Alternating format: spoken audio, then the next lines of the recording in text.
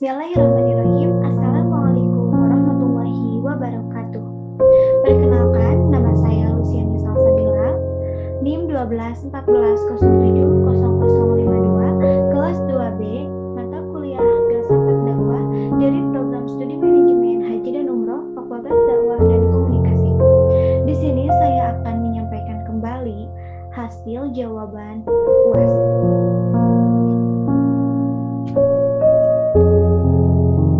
Yang pertama, ada ilustrasi pohon dalam ilmu dakwah. Di sini saya memilih akarnya sebagai Al-Quran dan As-Sunnah yang merupakan fondasi agama Islam untuk mengkokohkan manusia atau menjadikan pedoman hidup manusia agar terbimbing di jalan yang lurus. Dalam berdakwah, Al-Quran dan As-Sunnah menjadi pedoman untuk disampaikan kepada manusia karena Al-Quran dan As-Sunnah ini adalah salah satu tuntunan manusia. Kemudian untuk daunnya, saya memilih unsur dakwah. Unsur dakwah itu ada dai, yaitu orang yang menyampaikan dakwah, ada mad'u, orang yang menerima dakwah, ada maudu, materi yang disampaikan, ada wasilah, media yang disampaikan, ada manhaj, metode yang digunakan, kemudian ansar, bagian yang dihasilkan dari berdakwah, yang terakhir maqasid, itu tujuan berdakwah. Kemudian ada ranting. Ranting itu sebagai tahapan dakwah, yaitu nafsiyah, fardiyah, ahliyah, hidayah, hijriyah, suhbiyah, ummah. Kemudian untuk batangnya, saya jadikan pendekatan dakwah. Pendekatan dakwah itu ada 3. Yang pertama istinbat. Istinbat itu cara menemukan dari sumber aslinya. Kemudian kedua ada iktibas, cara dakwah dengan meminjam ilmu lain. Yang ketiga istiqro, yaitu dengan cara penelitian melalui prosedur dakwah. Kemudian di sini ada sumber pesan dakwah. Jadi sumber pesan dakwah itu memilih Al-Quran, As-Sunnah, dan pendapat para ulama. Yang pertama, sumber pesan dakwah dalam Al-Quran yang merupakan fondasi bagi seluruh sistem kehidupan. Di dalam Al-Quran terdapat beberapa pesan dakwah seperti pada Quran Surat Al-Fatihah yang terdapat 3 bahasan pokok yang merupakan pesan dakwah, yaitu akidah terdapat pada ayat 1-4, ibadah terdapat pada ayat 5-6, dan muamalah terdapat pada ayat 7. Kedua, ada sumber pesan dakwah dalam hadis, yaitu merupakan segala hal yang berkenaan dengan Nabi Muhammad SAW yang meliputi ucapan, perbuatan, kata-kata, sikap, bahkan ciri fisiknya. Jadi pendakwah harus tahu cara mendapatkan hadis yang sahih serta memahami isi kandungannya. Yang ketiga, sumber pesan dakwah melalui pendapat para ulama. Jadi ada 2 macam pendapat para ulama, yaitu pendapat yang telah disepakati dan pendapat yang menjadi perselisihan. Pendapat pertama lebih tinggi nilainya daripada yang kedua.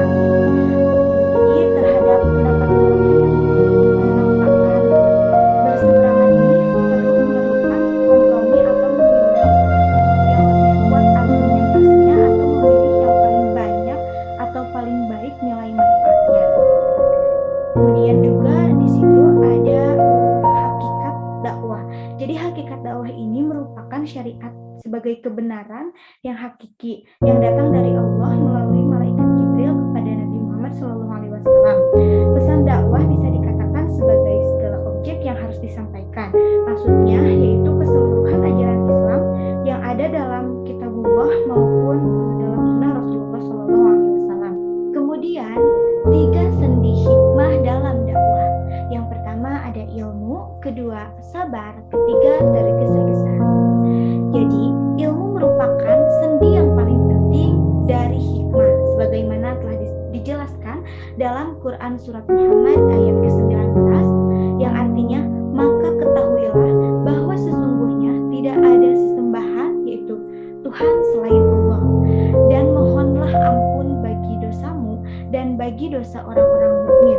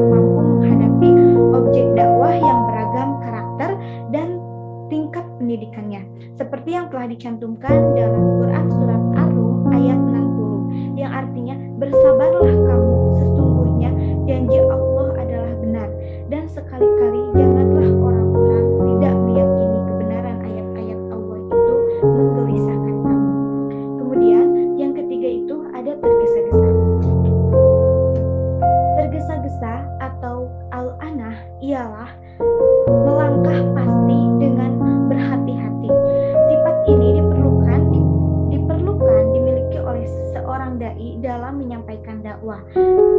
Jadi dengan terus berhati-hati dalam berkata dan bersifat.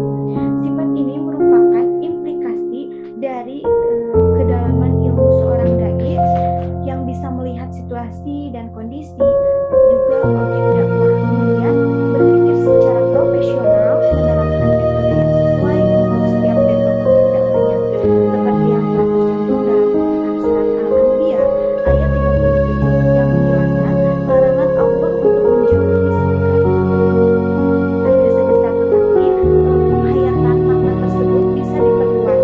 Menjauhi sikap tergesa-gesa yang menjadi larangan Allah bisa kita terapkan dalam kehidupan sehari-hari.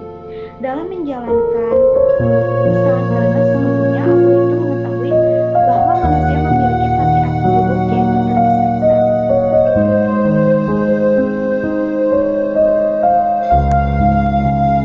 Kemudian ada perbedaan akhlak dan etika dalam perspektif filsafat. Nah, jadi pemikiran para filosof tentang akhlak bukan hanya dalam tataran teoritis, tapi juga dalam tataran praktisnya. Pada intinya, semua filosofi membahas hal-hal yang berkaitan dengan keberanian, kemurahan, dan ifah yang di dalamnya tercangkup berbagai jenis keutamaan dan kebahagiaan. Akhlak yang dipengaruhi alam pikiran Yunani daripada pengaruh Islam. Dalam perspektif dakwah, etika juga merupakan penyelidikan filsafat mengenai kewajiban-kewajiban manusia, serta tingkah laku manusia, juga tingkah laku yang dilihat dari segi baik buruknya tingkah laku tersebut. Kemudian ada analisa terhadap penjelasan tentang filsafat dakwah. Jadi mungkin yang saya dengarkan dari penjelasan Bapak Dr. Haji Asep Sodikin ini membicarakan diskursus dakwah dari sudut pandang filosofi Islam yang mencakup pada hakikat dakwah, tujuan dakwah, dan epistemologi serta aksiologi dakwah. Tetapi yang saya tangkap dari penjelasan tersebut lebih tertuju pada pembahasan epistemologi dan aksiologi.